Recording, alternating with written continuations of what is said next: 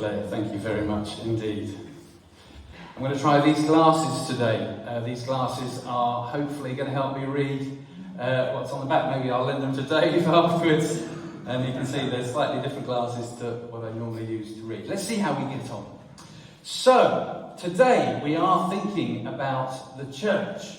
We're going to think about the church in a number of ways, and hopefully today's talk will come as an encouragement for us as a church at All Saints here.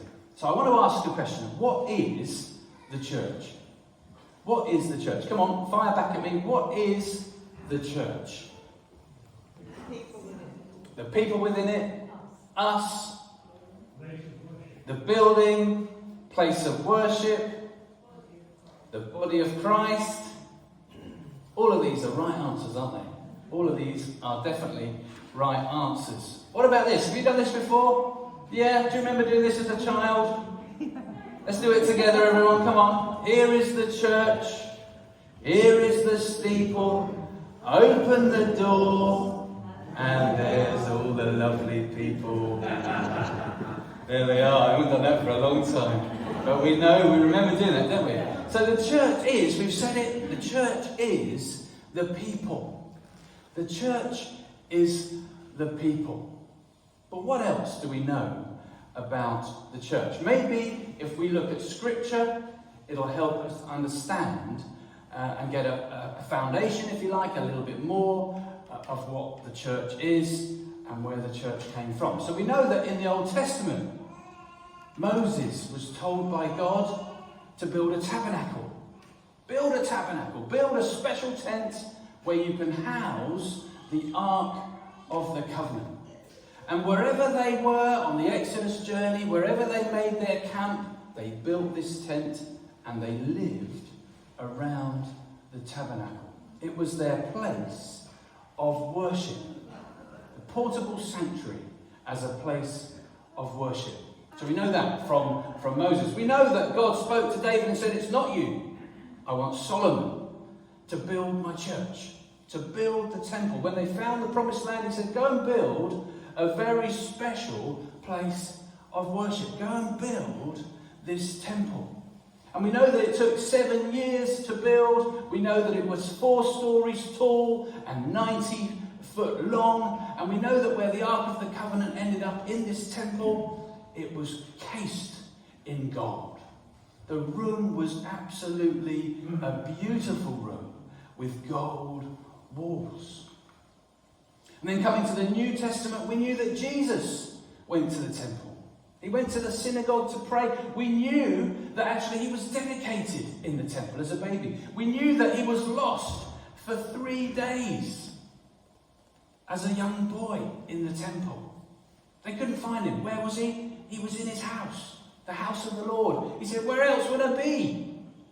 But he was there and he was listening and he was asking questions and he was teaching as a young boy in the temple.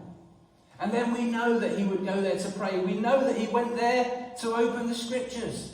He went and opened the scroll and he preached and he taught and he said, I am here and this is me. I am Jesus. And then what else we know? We know from the early church that it wasn't about a building. In the early church after Pentecost, when the church was born, it was nothing to do with a lovely building, but it was all about the people. It was all about the people and how they were worshipping God. It was all about the people and what they were doing as a people of God. It was all about the people and how they were serving out in the community. It was the people, the fellowship of believers, that was attractive. People really liked it. People wanted to know about it. And the fellowship of believers, this is what they were doing in Acts. Let me just read it. They devoted themselves to the apostles' teaching, to the fellowship, to the breaking of bread and prayer. Everyone was filled with awe at the many wonders and signs that were performed by the apostles. All the believers were together and had everything in common. I've put that in a different colour because I think that's really important for us as an encouragement today and for us to think about as church. All the believers were together and had everything in common. We come here because we have a like-mindedness, don't we? We come here because we want to hear more about Jesus. We come here because we want to worship our God who we believe in and who we love. And we come here because we want to be with each other. The fellowship of believers. They sold their property and possessions and they gave to All Saints Church. To anyone who had need. There was something really attractive about the fact that they were committed in that way. There was something really attractive about how they gave wholeheartedly to what this new church that was founded in Acts was all about. And then, as part of that journey with Paul in Acts, he went to Corinth. And Corinth, he wrote this letter. He set up the church. He was there for about, let's have a look a little bit about the church in Corinth. He was there. It's a major port in the ancient world, had lots of temples to Greek and Roman gods. So it was a complex place, let's say. And in Acts 18, we can hear about how Paul spent 18 months in Corinth, a long time in Corinth, and he established this church. And after a while, Paul started getting reports that all wasn't well. It was a young church. It was a baby church. You know, I've been reflecting this week on our church. We're not a young church. In comparison to Corinth and the church in Corinth, and the reason this letter was written, we're a church that's well established. We're a church that's well established. We're a church that's over 125 years old. We're a church that's had many a person sitting in this place. Many a person hearing the gospel of Jesus Christ.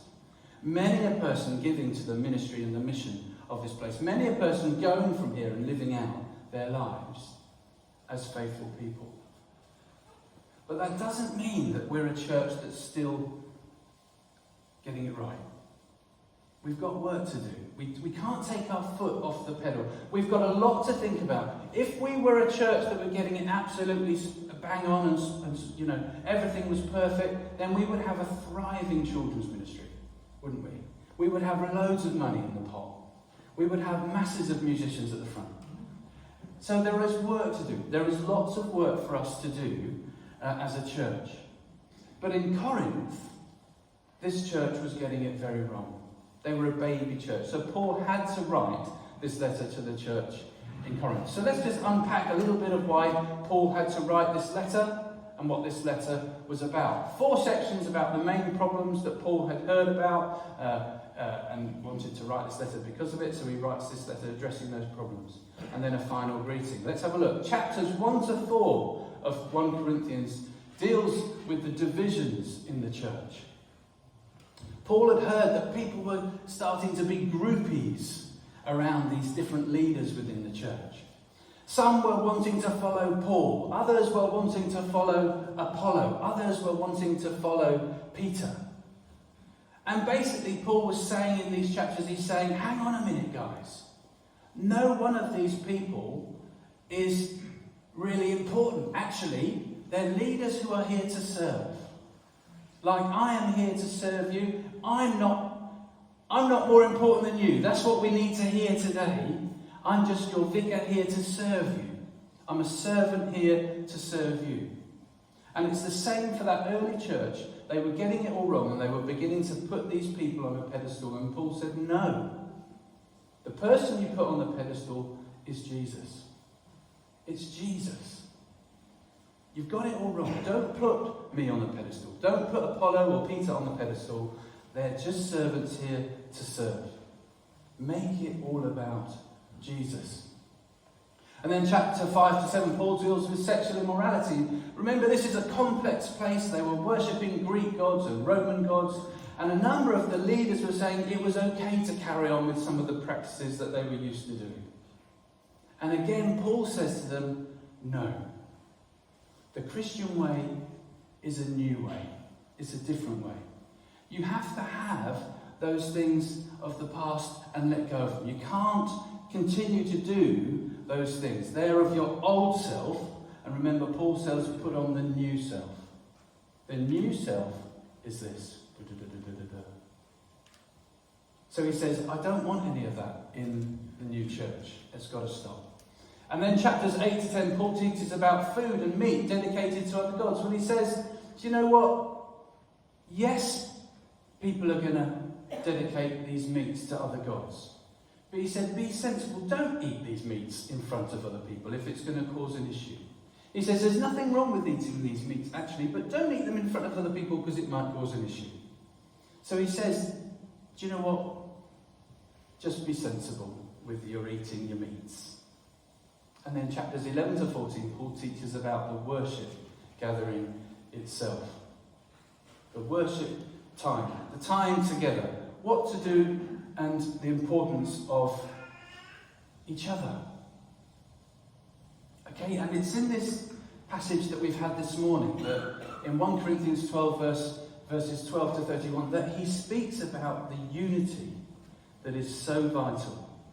It's all about, this passage is all about, I've put in 3 headings there, but it's all about unity, this passage. It's all about the fact that we need to be of a one-minded community. We need to be one in what we do, united for the gospel.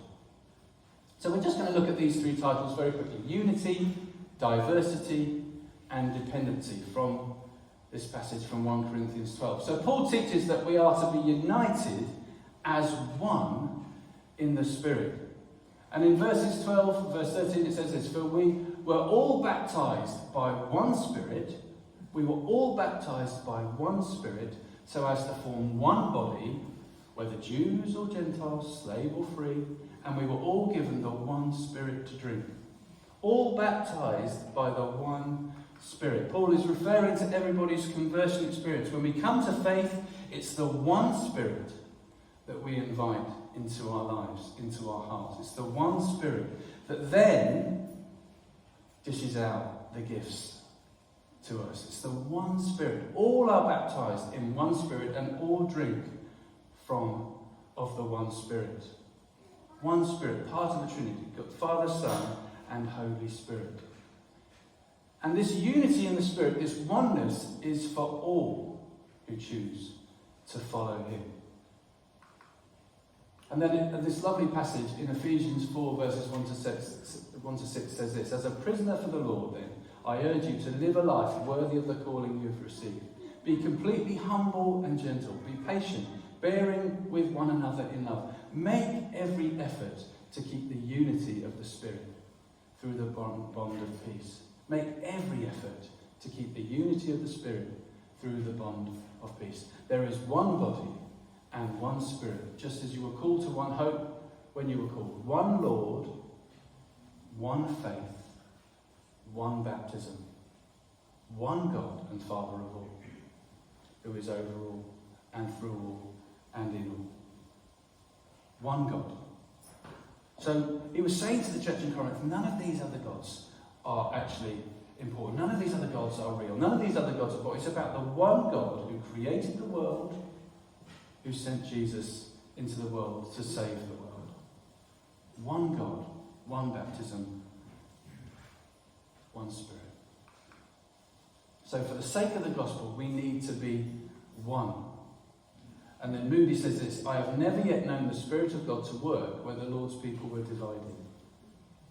So we must make sure, as a church here, our encouragement here is to make sure that we remain one, that we remain united.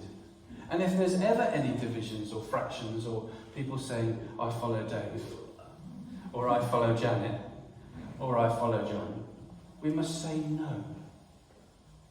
We follow Jesus, and we all remain as one as we follow Jesus together. And then diversity. And I love the idea of the church being a penknife. Who had a Swiss Army knife when you were younger? Who's still got a Swiss Army knife? Who's got more than one Swiss Army knife? Who's got a fishing box full of Swiss Army knives? Me! Oh, I love them. They're great. I haven't got as many as my brother. My brother collects them. He's a bit of a nut job when it comes to Swiss Army knives. But a Swiss Army knife helps us fully understand what a church should be. It says, even so, the body is not made up of one part, but of many. We are one church, but we're diverse, aren't we? We all have a part to play in the church to make the church work effectively. So like a penknife, we might be a saw or a screwdriver or a knife or a toothpick. Whatever you are on the Swiss Army knife, you're needed and you're valuable and your time will come. Whatever you are, you're important to make the Swiss Army knife be a Swiss Army knife. And that's the same for us as a church. Every one of you, if you are a Christian, you are a member of the body of Christ. And that means, therefore, you have a gift. You have something that is essential to the body of Christ. You have a contribution only you can make. It's a really important quote, isn't it? It's a wonderful reminder that we all have a part to play. We are all given gifts. Now, some of you I know have used your gifts. And some of you I know will say to me, but it's time for someone else to use that gift. But that's not how the body works. That's not how the body works. We continue to use our gifts. We continue to use the gifts that we've been given until we die, actually. So work out, what is your gift today? What is your gift to use? We all have to work effectively together. Every one of us is different. Every one of us is valuable. Every one of us has a role to play. So for the sake of the gospel and for the church to work effectively, we need to use our gifts for God. And then there's a dependency. There's a dependency. I love the idea of a puzzle. A puzzle is only complete with every piece in its place. With every piece in its place. You can't have a puzzle with missing pieces. Paul teaches we need each other. He says in verses 24 to 26, God has put the body together, giving greater honour to the parts that lacked it, so that there should be no division in the body, but that its parts should have equal concern for each other, connected together like a puzzle. If one part suffers, every part suffers with it. If one part is honoured, every part rejoices with it. Together, united. It's about unity, remember. The one puzzle. So that together we weep with those who weep. And we are joyful, we're happy with those who are happy. The puzzle is only complete with every piece in its place, where it should be, playing its part. So we need each other. So as the church, we are to continue to know each other, get to know each other really well, spend time with each other so that we can care for one another. We can pick up people when they're down. We can celebrate with people when there's something to celebrate. But we need to allow our differences, that we are different, part of the penknife. We're all different, have different parts to play. No part of that penknife is more important than the other. We are all valued. We are all important. And we do this for the sake of the gospel. We do this because it's Jesus who we serve. We do this so that we can continue to have an impact in our community of West York. We do this so that in 125 years from now, this church will still be here and the gospel will still be proclaimed in this parish. So in 2022, we move forward together in unity, with diversity, dependent on each other. But we must always remember we do it with Christ at the head. He is the reason why we do all of this. Amen. I'm going to sing together.